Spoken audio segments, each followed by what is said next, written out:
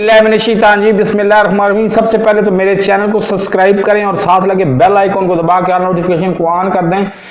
कल जनाब बिलावल भुट्टो या जरदारी साहब ने फरमाया था कि पंजाब में आके मैं बहुत मज़ा आ रहा है।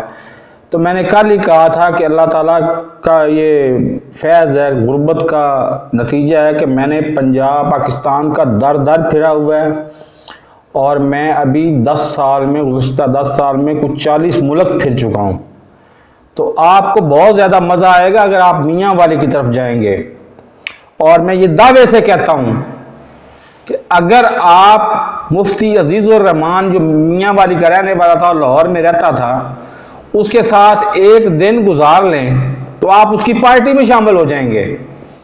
इतना मज़ा आएगा आपको। तो मज़ा आ रहा है ना अभी। तो मेरे इस चैनल को सब्सक्राइब नहीं किया तो सब्सक्राइब कर लें, साथ लगे बेल आइकन को दबा के नोटिफिकेशन ऑन कर दें और मेरी इस तरह की वीडियोस लोगों में शेयर किया करें। और मीडिया खुदा के लिए अगले 7 दिन तुम लोगों ने तहरीक अदम एतमाद पे शोर मचाना है, तो ये छोड़ दो। ये तहरीक अदम एतमाद खत्म होगी, ये माजी का हिस्सा बन गई है। अगली को फ्यूचर की बात करो। बहरहाल ये उनकी मर्जी है, मैं अब उनको कुछ नहीं कह सकता। अल्लाह हाफिज।